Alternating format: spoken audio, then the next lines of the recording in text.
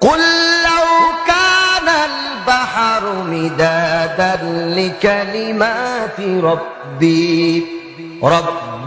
লানাফিদাল বাহরু ক্বাবলা আন তানফাদা কালিমাতু রব্বি ওয়ালাউ জিনা বিমিসলিহি মাদাদা।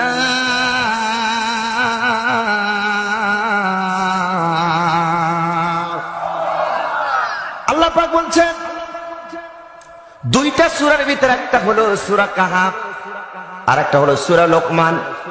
আল্লাহ পাক বলে, হে নবী আপনি বলুন, দুনিয়ার সমস্ত নদীর পানিগুলি যদি কালি হয়ে যায়, শুধু দুনিয়ার নদী নয়, এই সমুদ্রের সাথে আরো 7টা দরিয়া বা সমুদ্র যদি মিলিত হয়, দুনিয়ার সমস্ত গাছগুলি যদি কলম অঙ্কিত হয়ে যায়, গাছের পাতাগুলি যদি কাগজ হয়ে যায়, এরপর আল্লাহ রাব্বুল আলামিনের কালেমার ব্যাখ্যা লেখা শুরু করবে। মুকাদ্দামের ভিতরে, ইন্ট্রোডাকশনের ভিতরে, ভূমিকার ভিতরে দুনিয়ার সমস্ত নদীর পানি শেষ হয়ে যাবে, কিন্তু আল্লাহ রাব্বুল আলামিনের কালেমার ব্যাখ্যা লেখা শেষ হবে না। তাহলে ওজন কতটুকু এখন বোঝেন? ওজন কতটুকু এখন বোঝেন?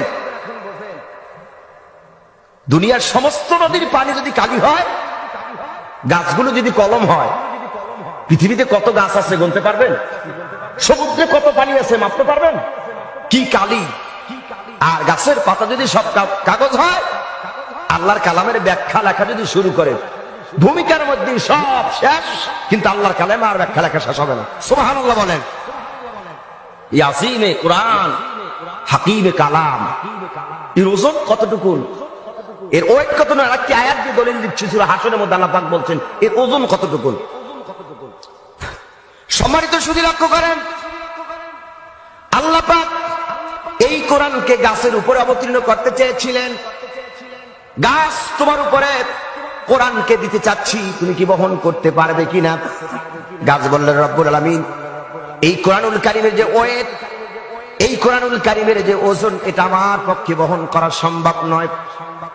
আল্লাহ পাক সাগরের উপর অবতীর্ণ করতে চেয়েছিলেন, সাগর বললেন আমার পক্ষে ধারণ করা সম্ভব নয়।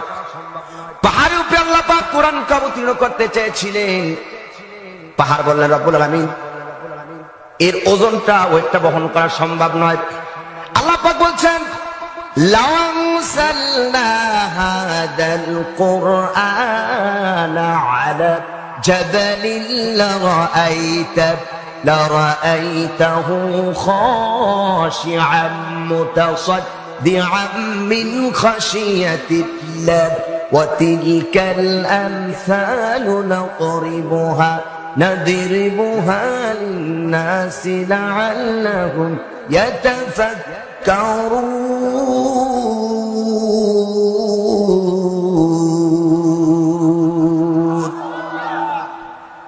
হে রাসূল, এই কোরআন পাহাড়ের উপর অবতীর্ণ করতাম, আল্লাহর ভয়ে পুরা পাহাড়টা গলে গলে খসে খসে পড়ে যেত। জোরে কান সুবহানাল্লাহ। সুতরাং এই কোরআন গাছ নিতে রাজি হয় নাই, সাগর বহন করতে রাজি হয় নাই, পাহাড় বহন করতে রাজি হয় নাই।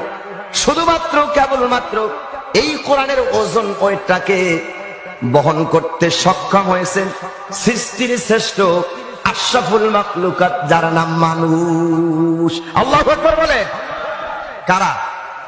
আমরা। জোরে বলেন কারা? আমরা। সৃষ্টির শ্রেষ্ঠ আশরাফুল মাখলুকাত আমরা। আমরাই কোরআনের ওজনটাকে বহন করতে পেরেছি। তবে মজার ব্যাপার দেখেন, মজার ব্যাপার দেখেন, পৃথিবীতে কত শিক্ষিত মানুষ আছে। এমএ পাস, মাস্টার্স, কামেল পাস, দাওরা পাস আছে না?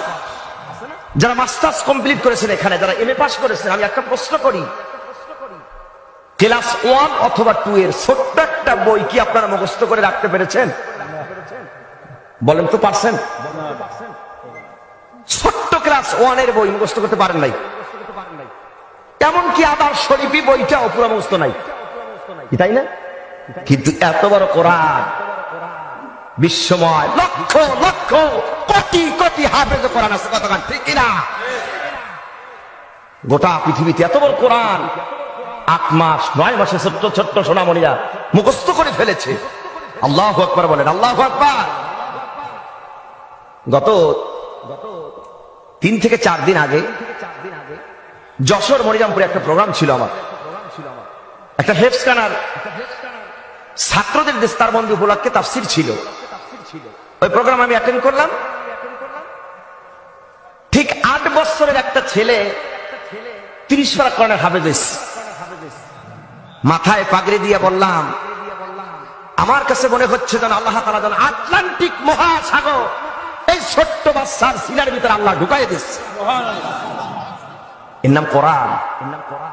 এত বড় কোরআন একজন হাফেজে কোরআন সিনার ভিতরে ধারণ করছে। লক্ষ্য করেন সম্মানিত সুধী,